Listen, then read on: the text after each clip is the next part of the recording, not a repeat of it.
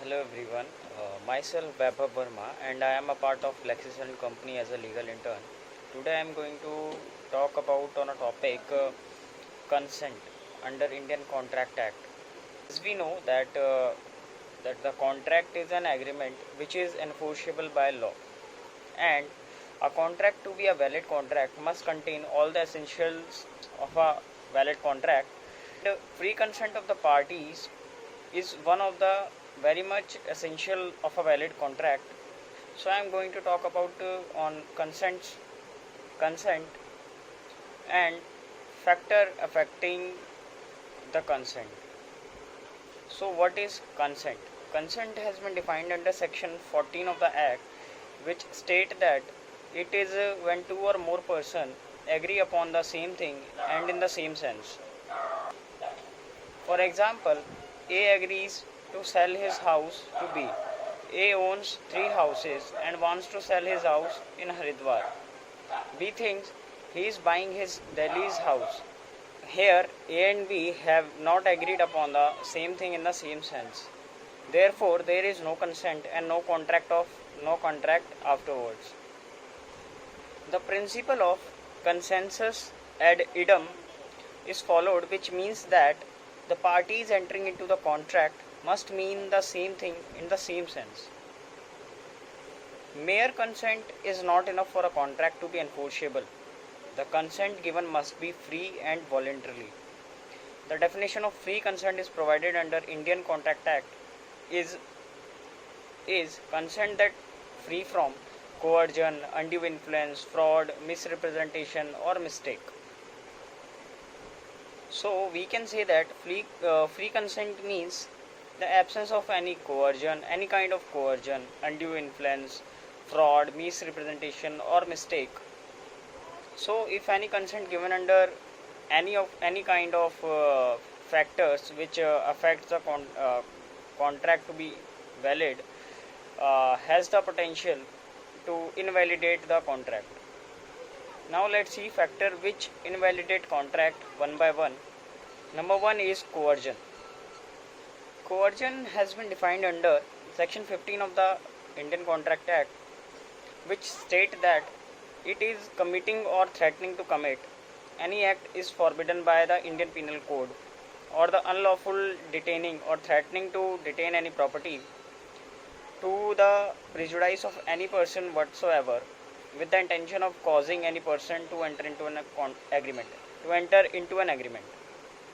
In simple means, you are threatening to other party or detaining him or his property and forcibly to enter him into the contract. For example, A went out for a walk. B approaches A with stranger, pulls out his gun and asks A to give his all his possession. The consent of A is obtained by coercion here. Second is undue influence. Section 16 of the Indian Contract Act state that influence will be considered as undue influence when one party to the contract is in a position of trust and controls the other party wrongfully.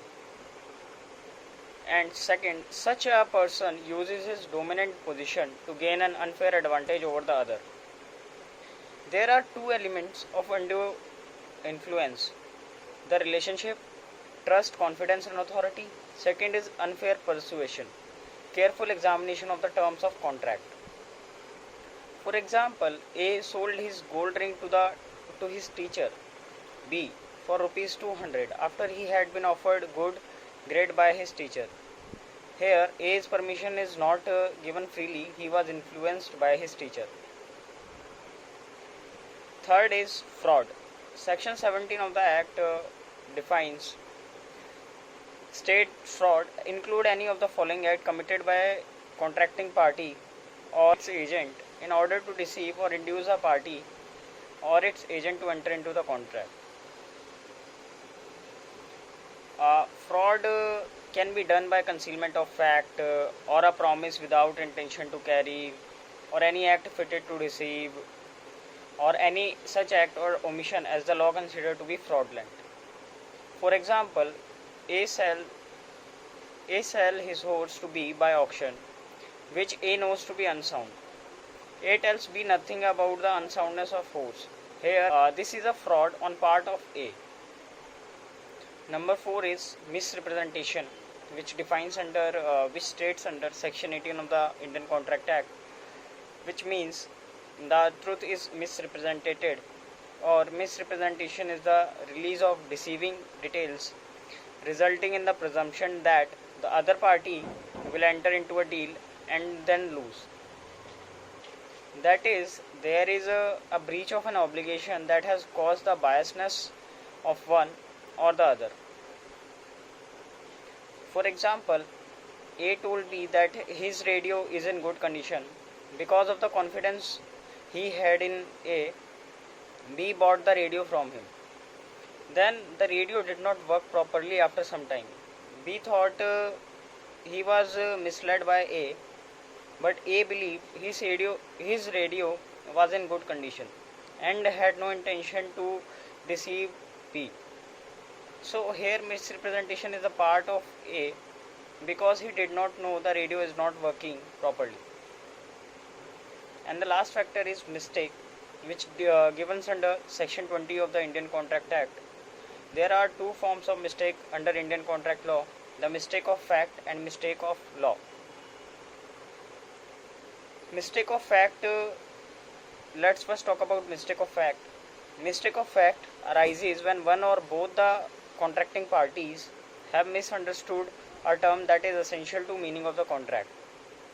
Such a mistake may be done due to confusion, negligence, or omission. Mistake is never intentional, it is an innocent overlooking. Such mistake can either be unilateral or bilateral. For example, A enters into an agreement with B for the purchase of horse which he assumed to be a racing horse. A do not confirm from B. In actual, this horse is not a racing horse. A cannot resign the contract. I hope you like the video. Thank you.